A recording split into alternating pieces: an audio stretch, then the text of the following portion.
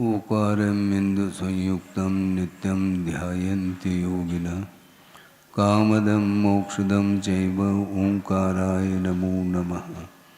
अविरल शब्दगणुग प्रक्षालित सकलभूतलकलंका मुनिविरूपाशुद्धतीर्था सरस्वतीर्तनो दुरितम् अज्ञानतिमिरान्धानां ज्ञानाञ्जनशलाकया चक्षुरुन्मीलितं येन तस्मै श्रीगुरुवे नमः। परम गुरुभ्यो नमः। परम्पराचार्यगुरुभ्यो नमः। सकलकलुषविध्वंसकं श्रेयसां परिवर्धकं धर्मसम्बन्धकं भव्यजीवमनप्रतिबोधकारकमिदं शास्त्रं श्री कार्तिकेयप्रेक्षानामधेयम्। अस्य मूलग्रन्थकर्तारः श्री सर्वज्ञदेवाः तदुत्तरग्रन्थकर्तारः श्री गणधरदेवाः प्रतिगणधरदेवाः तेषामचोनुसारमासाद्य श्रीमदाचार्यप्रवर श्री कार्तिकेयदेवैर्विरचितं मंगलम भगवान वीरो मंगलम गौतमो गणे मंगलम कुंदकुंदाद्यो जैनधर्मोस्तु मंगलम सर्वमंगलमांगल्यम सर्वकल्याणकारकं प्रधानं सर्वधर्माणां जैनं जयतुशासनं कोटिशतं द्वादशैव कोटो लक्षाणि श्रुतिस्त्रिदिकानि चैव पञ्चाशदष्टोच सहस्रसंख्य मेतत्श्रुतं पंचपदं नमामि।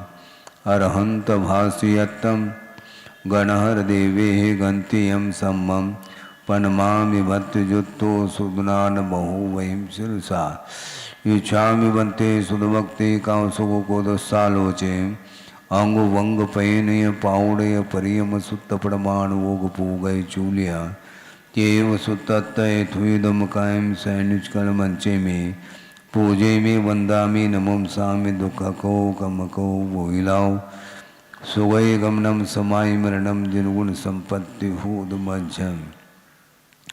अथ पौर्वाणिक स्वाध्याय वेलायां श्रीमद् आचार्य भक्ति कायु सर्गम करोमि।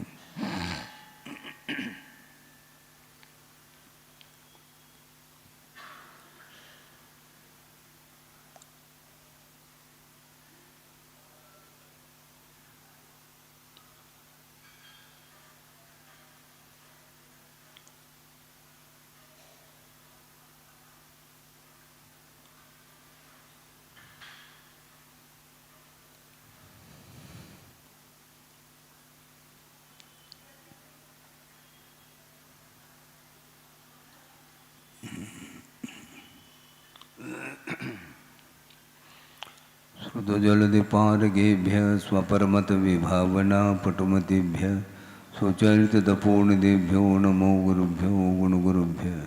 छत्तीस गुण समग्रे पंचमी आचार्य करण संदर्शे शिष्यानुग्रह कुशले धम्मायिरिये सदा वंदे गुरुभक्ति संजमेन यो तरन्ति संसार सायरं घोरं क्षुण्णन्ति अट्टकं मम जन्मन मरणं न पाविन्ते ये नित्यमृतमंत्रो निरता ध्यानाग्निहोत्राकुला षट्कर्मा विरता तपोधनदना साधुक्रिया साधव शीलप्रावरणा गुणप्रहरणा चंद्रार्गतेजोदिकाः मोक्षद्वारकपाटपाटनवटाः प्रीणन्तु मां साधव गुरुवः पान्तुनो नित्यं ज्ञानदर्शननायकाः चारित्राणगम्भीरा मोक्षमार्गोपदेशकाः इच्छामि बन्ते आयुर्वते कामसुकोदसालोचे सम्मनान समुदंसन संसर्जुत्तानं पंचम्याचाराणाम् आयुर्यानम् आयारादि सुदनानुपदेशानम् वज्झायानं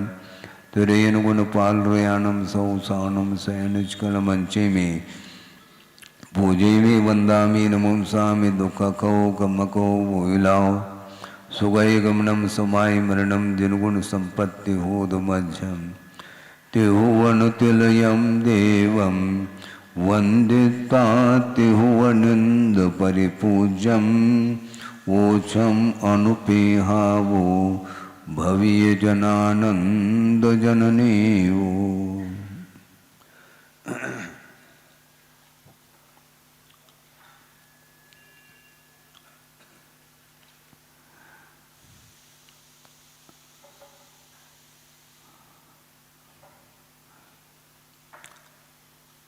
संसारी प्राणी का विकास और विनाश, ये दोनों आत्मगत परिणामों के माध्यम से ही हुआ करता है। और दूसरी बात ये है कि जीव का विकास बुद्धिपूर्वक भी होता है और अबुद्धिपूर्वक भी होता है। अबुद्धिपूर्वक का अर्थ ये है कि मन के अभाव में बुद्धि काम नहीं करती। इसका अर्थ मन के अभाव में भी बुद्धि रहती है। बुद्धि का अभाव नहीं होता, किंतु बुद्धि काम जो करती है वह मन के माध्यम से बुद्धि काम करती है। और मन का अभाव जब हो जाता है, वह मन का दुरुपयोग करने से ही होता है। मन मिला है, बहुत बड़ा साधन मिला है, और उस साधन के माध्यम से उसका यदि सदुपयोग करते हैं तो विकास ही विकास है। और मन पुण्य कर्म के योग में मन मिला है, अथवा अतीत में जो कुछ भी पुरुषार्थ के माध्यम से पुण्य का अर्जन किया है, क्षोभम मिला है, मिलने के उपरांत भी यदि वह विषयों में उसका निरंतर मन जा रहा है, विषयों से आकर्षित हो रहा है जिसका मन, फिर उसका दुरुपयोग होना प्रारंभ होता है।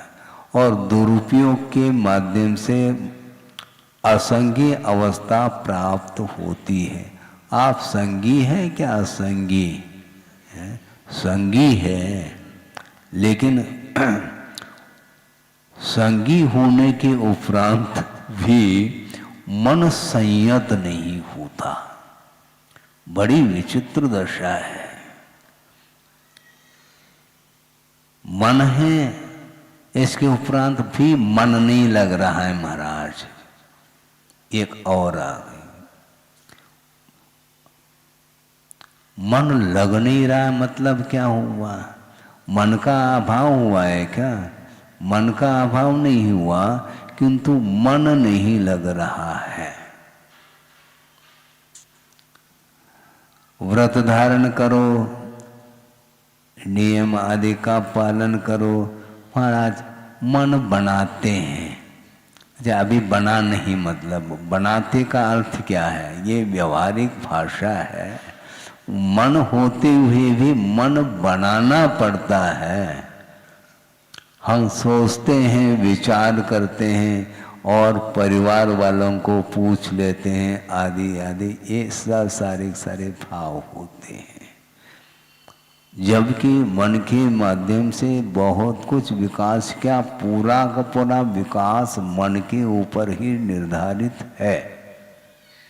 और मन मिलने के उपरांत भी संयत, उस मन को संयत बनाना, इसके लिए भी मनुष्य पर्याय की ही बड़ी आवश्यकता होती है। जितने भी नारकी हैं और देव हैं, वे सारे संगी हैं। मन उनके पास है और उस मन के माध्यम से सम्यक को उपलब्ध करने की क्षमता भी उसके अंदर है और प्राप्त भी कर लेते हैं। किंतु सम्यक दर्शन प्राप्त होने के बावजूद भी, द्वादशांग के पाठी होने के बावजूद भी संयम की ओर कदम नहीं बढ़ा पाते, क्योंकि अप्रत्याख्यानावर्णी का वह तीव्र उदय पाया जाता है। तो वहां पर तो शुक्ल लेशा है महाराज, ठीक, लेशा रहने दो शुक्ल, किंतु संयम के योग्य जो परिणाम होना चाहिए उसके लिए वहां पर वह वातावरण नहीं है। कहाँ पर वातावरण है? मनुष्य गति में। और कहते हैं संयम धारण करो, देख लेंगे। किसको देख लेंगे? देख लेंगे, अभी बहुत समय है महाराज। सागरोपम आयु नहीं होते हुए भी वह सोचता है कि बहुत अभी जीवन लंबा चौड़ा है, लंबा भी है और चौड़ा भी है। ठीक है, 100 साल की भी उम्र नहीं है, 60, 70, 75 साल के भीतर ही जो कुछ भी होना हो जाता है। इसके बाद भी उसकी जो परिकल्पना है वह अलग ही ढंग की होती है। मन का सदुपयोग करो। हमने शुरुआत में ही कहा कि मन के माध्यम से ही विकास और विनाश दोनों होते हैं, और एक इंद्रिय से लेकर के असंगी पंचेंद्रिय तक जो उसकी परिणति है, जीव की परिणति, वह अबुद्धि पूर्वक उसका विकास होता है। अभी तक जिसने एक बार भी त्रिस्पर्याय को प्राप्त नहीं किया, और त्रिस्पर्याय का अर्थ क्या होता है, इसके बारे में समझाने की आवश्यकता है क्या? जिस कर्म के उदय से द्विंद्रिय आदि पर्याय को प्राप्त कर लेता है जीव, उसका नाम त्रसजीव बोलते हैं। और एक द्विंद्रिय से लेकर के संगी असंगी पंचेंद्रिय तक ये सारे सारे त्रसजीव माने जाते हैं। किंतु ऐसे भी अनंतानंत इस संसार में जीव हैं जिन्होंने अभी तक एक बार भी त्रिस्पर्याय को प्राप्त नहीं किया, और प्राप्त करने की कोई गुंजाइश नहीं, ऐसे भी जीव हैं। अथि अनंता जीवा जयहिन पत्तो तसान परिणामो भाव कलंक सुपूरा निवोद वासम न मुंचंती। निवोद वास को छोड़ेंगे नहीं, छोड़ते नहीं वो। क्यों? इस प्रकार के संक्लेश परिणाम उसके अंदर प्रचुर मात्रा में है। वो हमेशा एक श्वास में 18 बार जन्म और मरण करते हुए वह अनंत काल से वहीं हैं और अनंत काल तक वहीं रहेंगे। उनका विकास संभव नहीं। किंतु कुछ ऐसे निवोदिया जीव हैं जो अभी तक नहीं निकले, किंतु निकलने की क्षमता उसके अंदर है और निकल जाते हैं। तो उनका जो विकास हुआ, उस निवोद राशि से, निवोद पर्याय से निकल करके त्रिस्पर्याय को प्राप्त करने की जो क्षमता उसके अंदर थी, वो उद्घाटित कैसे हुई? ऑटोमेटिक। इसको बोलते हैं अबुद्धि पूर्वक विकास। उपदेश दे रहे हैं क्या उनके लिए? उपदेश होने के लिए कारण भी नहीं और मन भी नहीं ग्रहण करने के लिए। किंतु ये परिणमन है वस्तु का कि अंतर अंतर मुहूर्त में कषायों में तीव्रता और मंदता होती ही रहती है। तो कुछ ऐसे मंद कषाय का संयोग हुआ, उसके माध्यम से मनुष्य आयु का बंद हुआ, किया नहीं उसने। अबुद्धि पूर्वक ही बंद की व्यवस्था चलती है वहां पर, और मनुष्य आयु का बंद करके वह मनुष्य बन सकता है, बनता है। बिना मन के विकास हुआ है। इसको बोलते अबुद्धि पूर्वक। बुद्धि का अभाव है ऐसा नहीं, ज्ञान का अभाव नहीं, किंतु हियोपादे को जानने की जो क्षमता है वह बिना मन के संभव नहीं है। और वहां से विकास हो करके सीधा वह मनुष्य पर्याय को प्राप्त कर लेता, अथवा एक इंद्रिय से द्विंद्रिय, तीन्द्रिय, चौरेंद्रिय, असंगी पंचेंद्रिय, फिर संगी पंचेंद्रिय आदि प्राप्त हो जाता। तो इस प्रकार ऑटोमेटिक बिना पुरुषार्थ के भी विकास हुआ है, और विकास होने के उपरांत बुद्धिपूर्वक विनाश हो रहा है। मन को प्राप्त कर लिया, संगीपने को प्राप्त कर लिया, आगम तो पढ़ो है। अद्भुत है वस्तु का परिणमन है। पूजपा स्वामी ने लिखा है कि सिद्धांत की बात कही जा रही है, ये एक संगी जीव है और जिसने पाप का अर्जन किया और उसके माध्यम से वह असंगी पर्याय को प्राप्त हुआ, संगी से असंगी बना। अब पुनः संगी बनने के लिए कितना समय लग सकता है? अंतर्मूर्त में भी वह पुनः संगी पर्याय को प्राप्त कर सकता है, और नहीं है तो मैक्सिमम काल कितना है? तो आचार्य कहते हैं असंख्यात पुद्गल परावर्तन तक वह असंगी से असंगी, असंगी से असंगी पर्याय को प्राप्त कर रहा है। इसको बोलते हैं ज्ञान का दुरुपयोग। क्या ये ज्ञान का दुरुपयोग है? क्योंकि मन मिला था, हेयोपादेय वस्तु को जानने की क्षमता उसके अंदर है, मन के अंदर, और पुण्य कर्म के उदय से संगी पर्याय को प्राप्त किया, फिर बाद में संगी बनने के उपरांत उस ज्ञान का दुरुपयोग किया। इसी को प्रज्ञा का अपराध बोलते हैं। इसका पनिशमेंट असंख्यात पुद्गल परावर्तन काल तक उसको मन नहीं मिलेगा। एक पुद्गल परावर्तन में असंख्यात 24 व्यतीत हो जाते हैं। अर्ध पुद्गल परावर्तन का जो काल है उसमें असंख्यात 24 ही हो रहे हैं, उससे ठीक दुगुना एक पुद्गल परावर्तन में, और ऐसे असंख्यात पुद्गल परावर्तन काल तक उसको संगीपना प्राप्त नहीं होगा। इसके उपरांत भी वैराग्य नहीं होता है। ये आगमकार कह रहे हैं, श्रद्धान करेंगे तो ज्ञान प्राप्त होगा। है? हमें ज्ञान है क्या पुद्गल परावर्तन कितना काल होता है, क्या होता है? ये सारा सारा विषय प्रत्यक्ष ज्ञान का विषय है।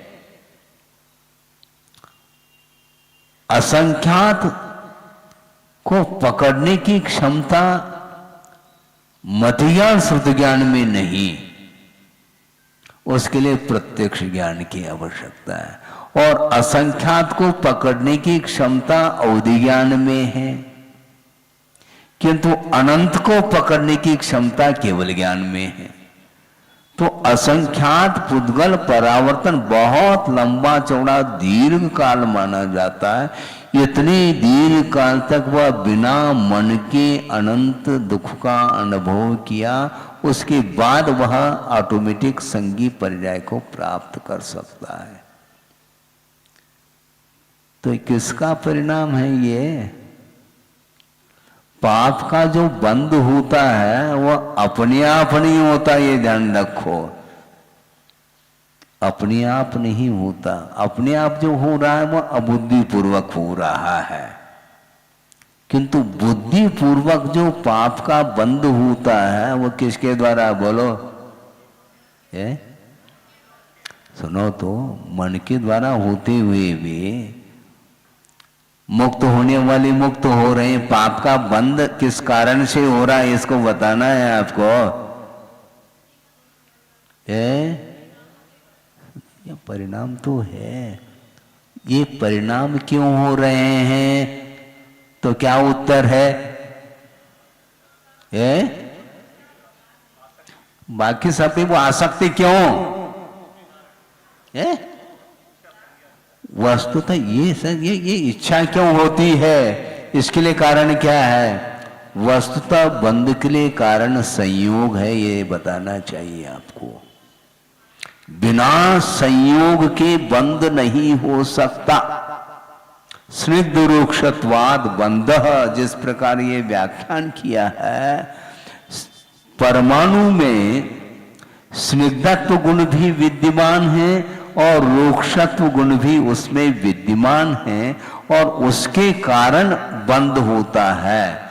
ये कहा उसी प्रकार जीव में रागादिक भाव होते हैं, उस रागादिक भाव के कारण बंध होता है, और बंध जो होता है संयोग के कारण होता है।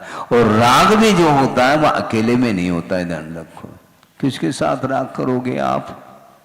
जहां संयोग है वही राग है। इसलिए वो संयोग के कारण अनेक प्रकार का दुख का अनुभव करना पड़ता है संसारी प्राणी को। आप लोग सामायिक पाठ में पढ़ते हैं, इसके बाद भी संयोग से छुटकारा नहीं मिल रहा है। पाठ करने मात्र से थोड़ी होने वाला है। पाठ करते चले जाते हैं और सपाट होता चला जाता है वो है। संयोग तो दुख बनेक भेदम कहा। अनंत दुख का अनुभव जो कर रहा है संसारी प्राणी, वह किसके कारण? संयोग तो। और संयोग किसके कारण होता है? राग के कारण होता है। इसलिए विषयानुराग से हमेशा आपको ऊपर उठना चाहिए। धर्मानुराग के चक्कर में विषयानुराग भी हो सकता है। ये चर्चा कल मध्याह्न में चली थी। हाँ, गुरुदेव ने ये कहा था धर्मानुराग करो, यानी धर्म के प्रति अनुराग होना चाहिए। और धर्म के प्रति अनुराग का अर्थ जो धर्मात्मा है उसके प्रति अनुराग होता है, क्योंकि धर्म के बिना धर्मात्मा संभव नहीं। न धर्मो धार्मिक बिना कहा। धर्मात्मा के बिना धर्म कहाँ ढूंढेंगे आप? तो धर्मात्मा के प्रति अनुराग होना चाहिए, प्रमोदभाव होना चाहिए। किंतु उसमें यदि लगाव हो गया तो बस फिर वह स्नेह चालू हो जाता है। फिर उसके माध्यम से संयोग प्रगाढ़ होता चला जाता है। ये संबंध ठीक नहीं है।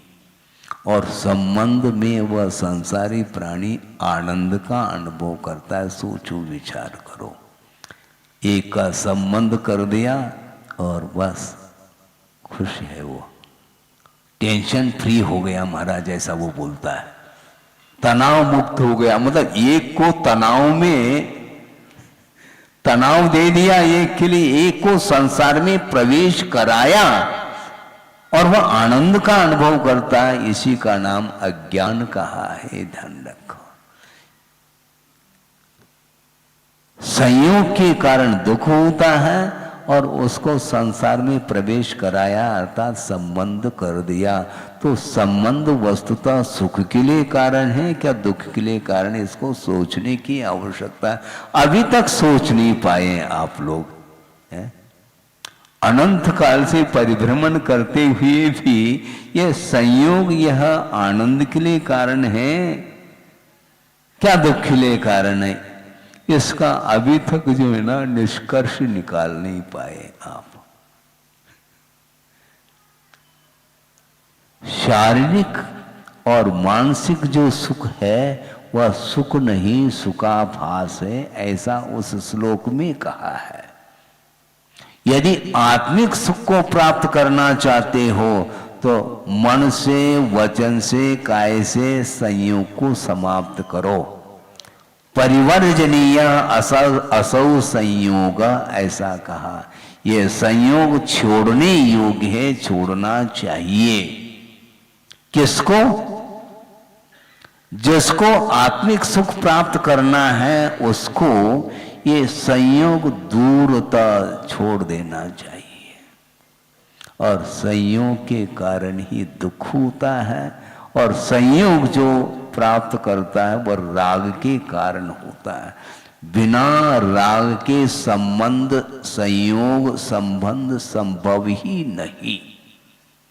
राग हुआ नहीं बस बंद होगा। इसी का नाम संयोग है। ये उपदेश सुनते हुए भी अपना कोई संबंध, पुनः अपना कह रहा है वो, ये उपदेश सुनते हुए भी सबके प्रति सामान्य और अपना अर्थात अपना संबंध आ गया तो उसके प्रति विशेष, यही संसार के लिए कारण है। जहां विशेष आ गया तो बस मेरा तेरा ये जो संबंध है ये ज्ञान का संबंध नहीं, ये राग का संबंध माना जाता है। इसलिए आचार्य कहते हैं ज्ञान कभी भी बंध के लिए कारण नहीं, राग बंध के लिए कारण है। और वह विशेष रूप से संसार के लिए जो कारण होता है वह विषयानुराग माना जाता है। विषयानुराग परसेंटेज में कितना कम हो रहा है ये कम से कम देखो तो सही है। बीपी तो नाप लेते हैं, हा? राग को नापो है?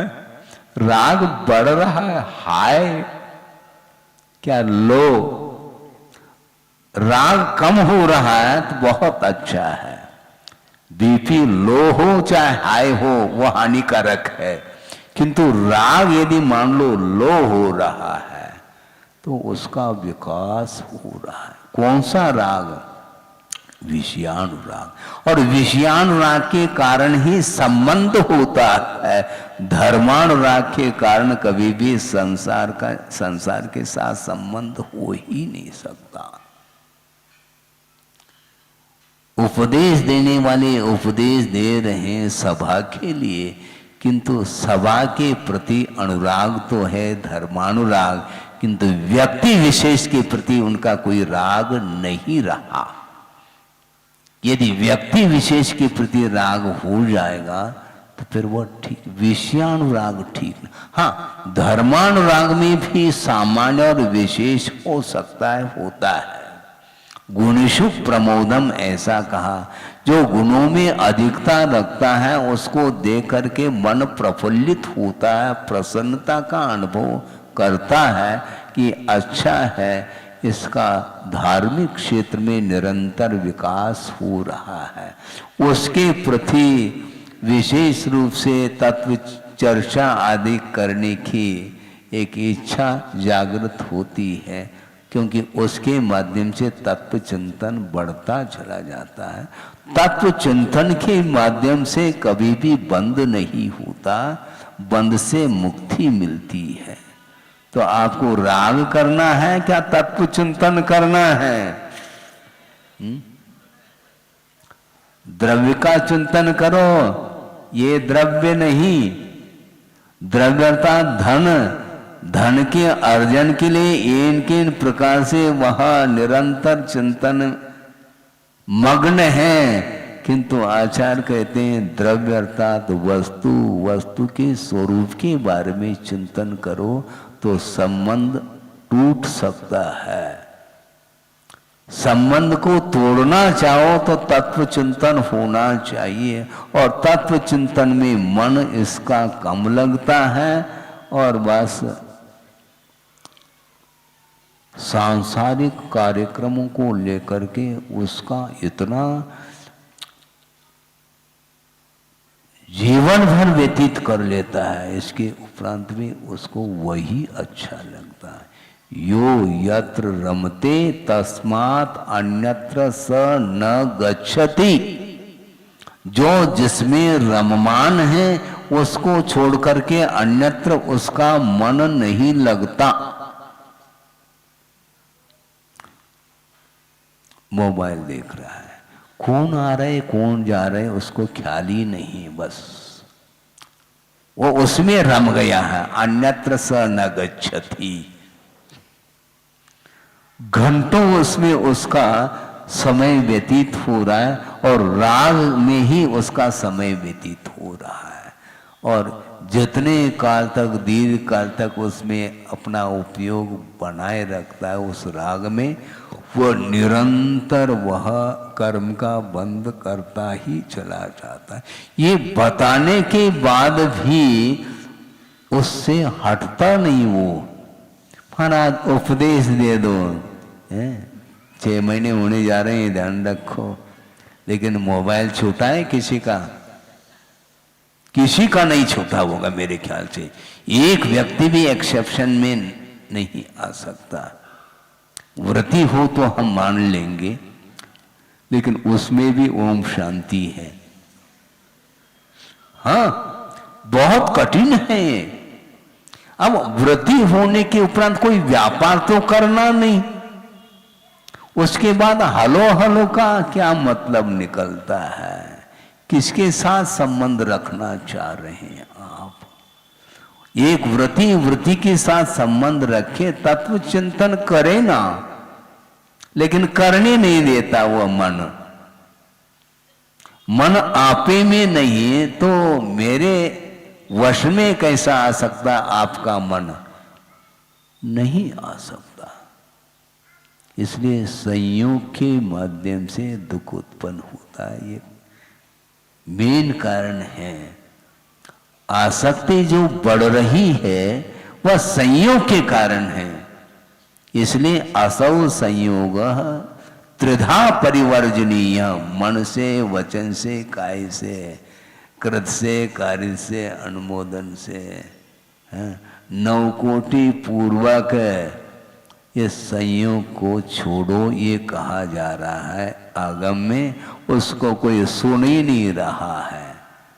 घंटा आध घंटा सुन लेते हैं और पुनः उसी में उस संबंध के साथ चलते हैं। आपका संबंध टूट नहीं रहा। महाराज हम जा रहे हैं, कहाँ? जहां से आए थे वहां।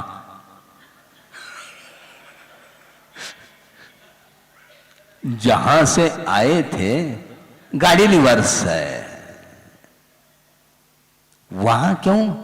वही संबंध है हमारा। जहां संबंध है वहीं जाता है, जहां संबंध नहीं वहां जाता नहीं, भूल करके भी। सोचो, विचार करो। जहां से आता है वहीं जाएगा, उसी कॉलोनी में जाएगा और उसी घर में जाएगा। वो अपना कोई क्या बोलते हैं कजन है तो नहीं, उधर नहीं। एक दीवार उस तरफ है, वो हम इस तरफ है ना, इतना हमें ध्यान है। कहां पर प्रवेश करना, प्रवेश द्वार आपको ध्यान है। इसको बोलते हैं संयोग। चेतना, चेतनात्मक जो पदार्थ है उसके साथ संबंध जोड़ देता है। सुनो, संबंध जोड़ देता है। असंगी अवस्था में जो संबंध है वो एक खास संबंध नहीं। खास से यदि संबंध है तो मन के साथ संबंध जुड़ा हुआ है। असंगी एक दूसरे से परिचय को प्राप्त कर सकता है? क्यों नहीं?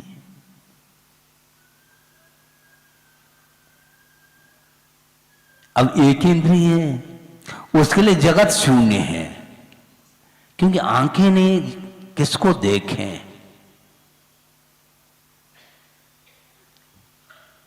उसको अंधेरे का डर नहीं है, क्योंकि आंखें नहीं उसके पास। अंधकार का डर उसको कहां आएगा? मुझे बताओ आप। आंख हो तो आंखें नहीं है, कान ही नहीं है, तो प्रशंसात्मक शब्द और निंदापरक शब्द सुनने के लिए कान भी तो चाहिए, उसके पास है ही नहीं। ये मन के माध्यम से ये संबंध इतना भयंकर संबंध है इसका, यही अधोगति के पात्र के लिए कारण बनता है। एक इंद्रिय मन मर करके कभी नरक नहीं जा सकता, और एक इंद्रिय मर करके कभी देव पर्याय को प्राप्त नहीं कर सकता। एक इंद्रिय मर करके वह तिर्यंच गति अथवा मनुष्य गति को प्राप्त करता है। तो एक इंद्रिय से लेकर के असंगी पंचेंद्रिय तक जो उसका विकास हो रहा है वह अबुद्धि पूर्वक विकास हो रहा है। अबुद्धि पूर्वक ही विनाश भी हो सकता है, होता है। और बुद्धि पूर्वक जो विकास और विनाश जो होता है वह संगी पंचेंद्रिय में ही संभव है। सम्यक दर्शन को प्राप्त करने की क्षमता असंगी में नहीं, ये ध्यान रखो। यह भी एक सिद्धांत पढ़ने को मिलता है कि त्रस पर्याय का काल कितना है, अधिकतम काल लगभग 2000 सागर प्रमाण है। लगभग इसलिए कह रहा हूं तो कुछ अधिक भी है किसी विवक्षा से। अब सोचो ये त्रस पर्याय अंतिम है क्या है, किसको ज्ञात है? और 2000 सागर व्यतीत होने के उपरांत उसको नियामक रूप से स्थावर पर्याय को प्राप्त करना ही पड़ेगा, भले अंतर्मुठ के लिए करे वो। और जाना चाहो तो आपकी इच्छा, काल अनंत गोद मझार, जाना पड़ेगा उसको। इसलिए त्रस पर्याय पूर्ण होने के पहले चेत जाओ। 2000 सागर व्यतीत होने के पूर्व में वह पुरुषार्थ के माध्यम से मुक्त हो सकता है। हाँ, यदि वह सादी मिथ्या दृष्टि है तो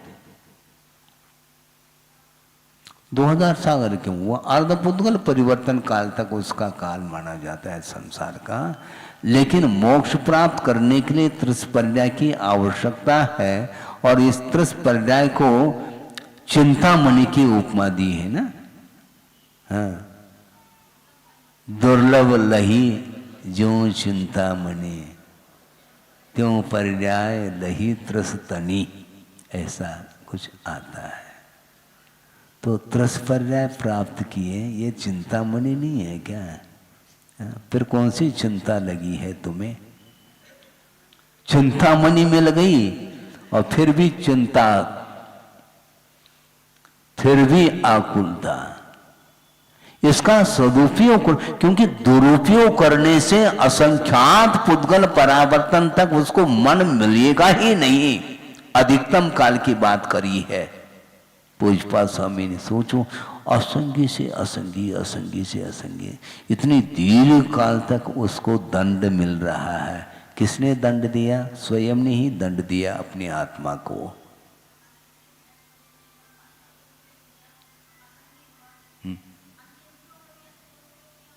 हाँ बिल्कुल, क्योंकि दुरुपयोग जो करेगा, क्योंकि वस्तुतः दुरुपयोग संगी पंचेंद्रिय के द्वारा ज्यादा होता है। हाँ, बहुत अच्छा ये विषय आपने रखा है।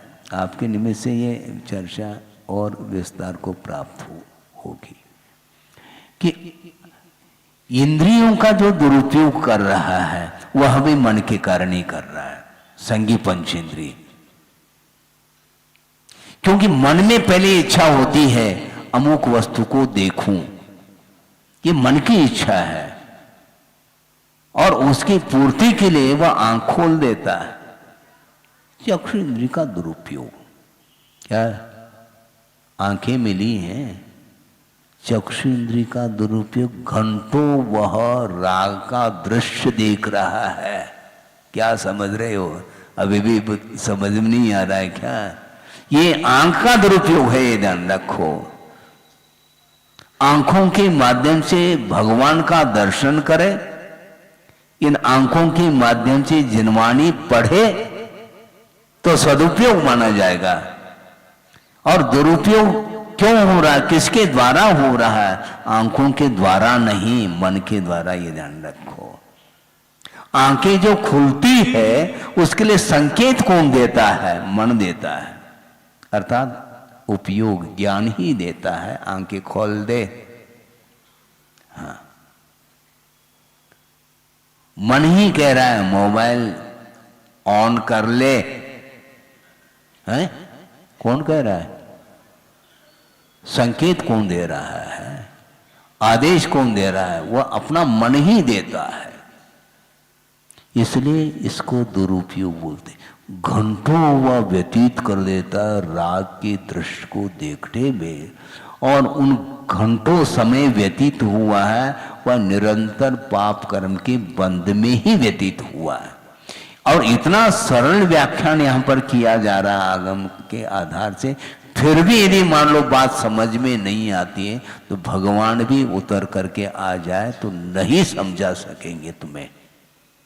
मैं कहाँ समझा सकता हूं, भगवान से बड़ा थोड़ी हुआ मैं समझा दूं।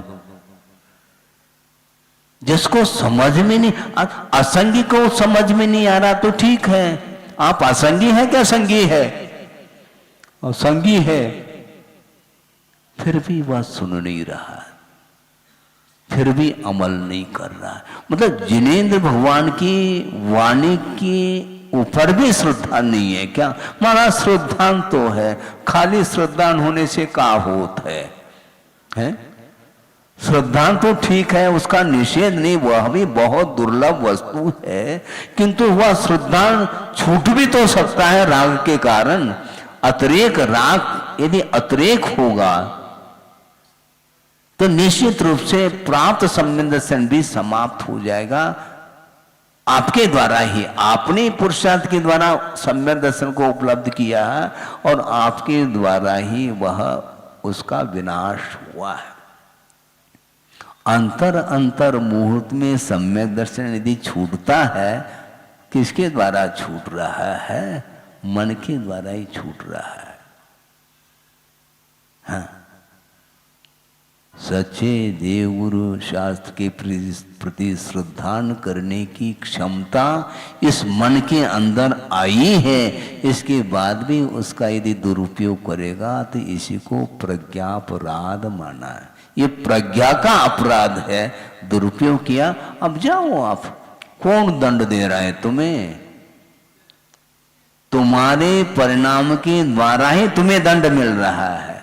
स्वयं ही आत्मा अपने ही द्वारा अपने आप का हनन कर रहा है, ये ध्यान रखो। ये आत्मघात मानते हैं इसको। आत्मघात नहीं हो रहा है क्या? राग के माध्यम से आत्मा का घात, आत्मा की हिंसा होती है, क्योंकि राग को ही हिंसा कहा है।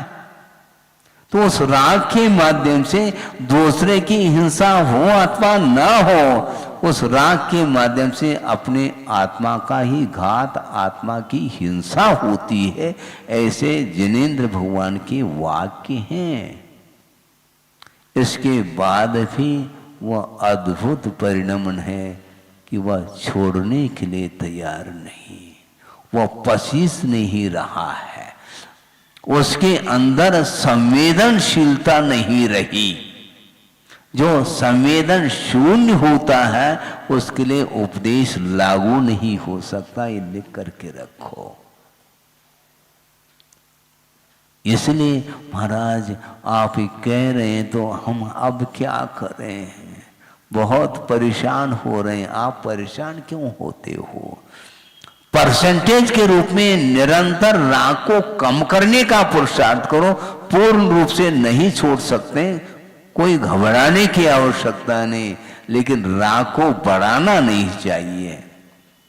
बड़ा हुआ राग कल आया था, हाँ आया था, हाँ। और एक पुरुष है, उसके अंदर भी यदि बड़ा हुआ राग आएगा तो वह भी उसी पर्याय को प्राप्त करेगा जिसकी चर्चा कल चल रही थी। पतन इसी ढंग से, मैं पुरुष हूं। अच्छा पुरुष हूं तो हूं क्यों कह रहे हो? पुरुषत्व का सही उपयोग करो ना, मोक्ष पुरुषार्थ करो, तब तो पुरुषत्व की महिमा है। मोक्ष पुरुषार्थ तो करो नहीं, अर्थ पुरुषार्थ में उलझता चला जा रहा है, फिर पुरुषत्व समाप्त होगा, फिर अन्य परिणाम उसको प्राप्त होगी। जब सिद्धांत को पढ़ते हैं तो आंखें मिच जाती है, तो क्या रूप है ये। इसके बाद भी संसार से भीति नहीं है। इसलिए आचार्य कहते हैं संयोग को स्वप्न में भी याद नहीं करना चाहिए। मन से, वचन से, काय से त्रिधा असौ संयोग परिवर्जनीय। क्यों? संयोग तो दुख मनेक भेदम यतोष्णुते जन्म वने शरीरी। जन्म अर्थात संसार रूपी वन में शरीरी अर्थात जीव वह अनेक प्रकार का दुख का अनुभव कर रहा है। किसके कारण? संयोग के कारण। संयोग नहीं है तो आसक्ति भी नहीं रहेगी। हाँ, संयोग को भूलना कठिन है। सबको भूल रहा है, किंतु जिसके साथ संबंध है उसको भूल नहीं पा रहा है। बड़ी कठिनाई है ये। हाँ, सबसे हमारा कोई संबंध नहीं है, कोई रिलेशन नहीं, किंतु जिसके साथ है वही अपना है। या अपना भाई है, या बहन है, या पुत्र है, या पत्नी है, या पति है। ये सब जितने भी नाते रिश्ते, वो रिश्ता ही चला जाता है, रिस रहा है वो। हाँ, रिश्ता। ये क्या रिलेशन है? यही बंद के लिए कारण ऐसा का। और संयोग जो होता है वह अकेले में नहीं होता, दो में, मिनिमम दो के साथ संबंध। और देवगति में मिनिमम 32 के साथ संबंध है, ये ध्यान रखो। एक देव के पीछे 32 देवांगनाओं का संबंध है मिनिमम, और मैक्सिमम तो फिर तो करोड़ों में है। और फिर बाद में विक्रिया कर ले तो ओम शांति, फिर तो अनगिनत है। क्या संबंध है? ये सब राग का संबंध है? ये सब राग का संबंध। इसलिए भूल करके भी विषयान राग नहीं करना चाहिए। भगवान आंख मेच लो। हाँ, भगवान को याद करने की आवश्यकता नहीं है। भगवान कह रहे मुझे मत देखो, राग को मत देखो, ये कहा। मुझे क्यों देखते हो? मुझे देखने की आवश्यकता नहीं, मेरी आज्ञा है तो राग की ओर मत दृष्टि रखो, तो मेरा दर्शन हो जाएगा तुम्हें।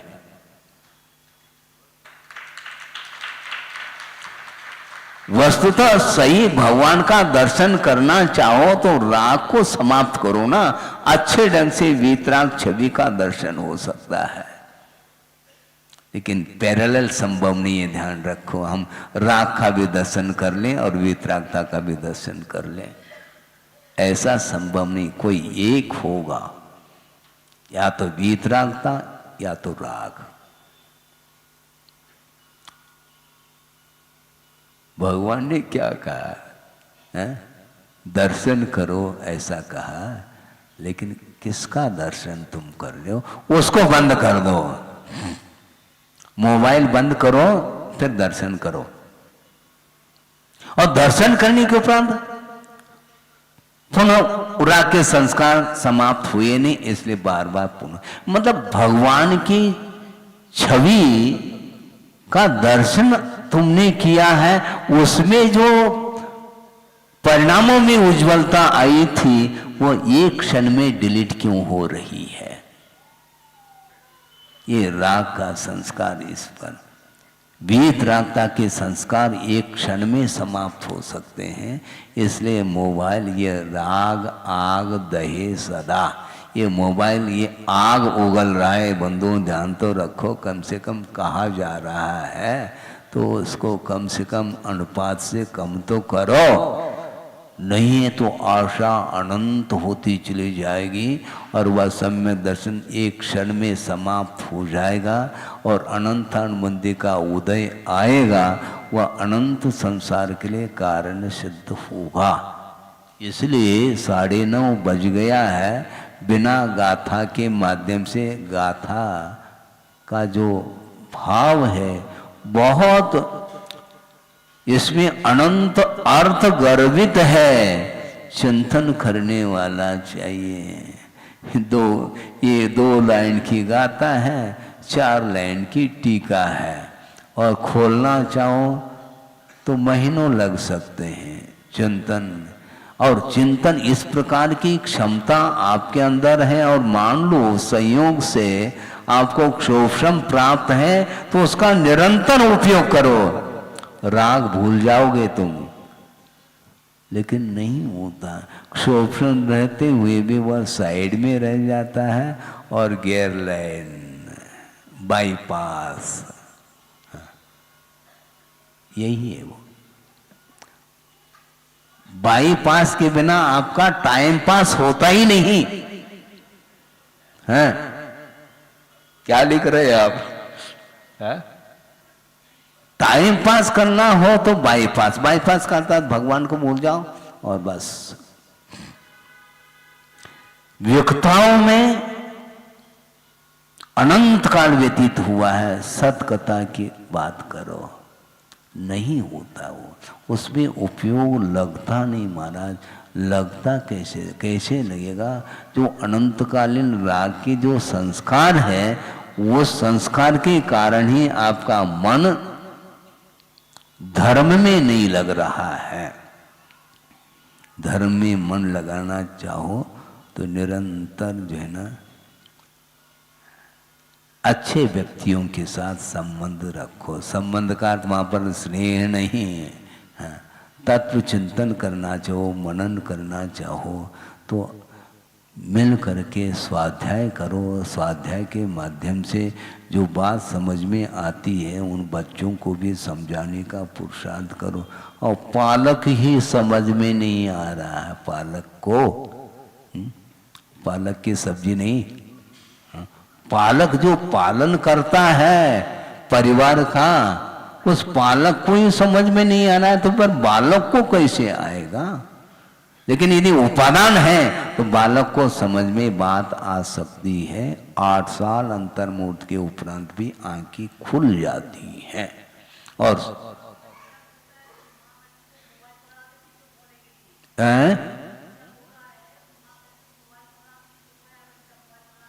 हाँ, ये उसकी कुशलता है, मतलब माँ की।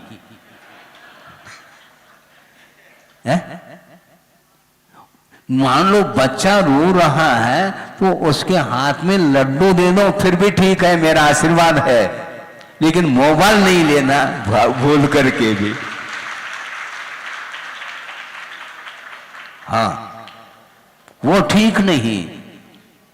हाँ, लड्डू ठीक है, और धार्मिक संस्कार यदि है उसके बढ़ेंगे तो वह निर्वाण लाडू चढ़ाएगा, ये ध्यान रखो। नहीं है तो वो मोबाइल चढ़ाएगा। समस्या ये है, थोड़ा सोच समझ करके संस्कार तो दो बच्चों के लिए। उस बच्चे के हाथ में लाडू दे दो, हम दोनों हाथ से आशीर्वाद देते। लेकिन भूल करके भी मोबाइल उसके हाथ में नहीं देना चाहिए, क्योंकि बाल्य अवस्था से ही उसके राग की ओर दृष्टि चली जाएगी। तो आपने कौन सा हित किया है बच्चे के प्रति? बच्चे का हित तो करो, अहित मत करो। लेकिन वही व्यक्ति हित कर सकता है जो स्वयं का भी हित चाहता है। जो अपना हित नहीं चाहता वह दूसरे का कभी भी हित नहीं कर सकता। ये सिद्धांत है। आपका समय हो गया है, इसलिए हमारा इतना ही कहना था एक श्लोक के माध्यम से कि यदि आत्मिक सुख को प्राप्त करना चाहो तो संयोग को साइड में रखो, कि वही जो है दुख के लिए कारण है, ऐसा आगम का वचन है। इतना ही पर्याप्त है। बोधि समाधि परिणाम शुद्धि स्वात्मोपलब्धि शिव शोक सिद्धि चिंता मनिम चिंतित वस्तुदाने त्वाबंद मानस्य ममास्तुदे। परम पूजाचार्य गुरुवर श्री विद्यासागर जी मुनि महाराज की जय।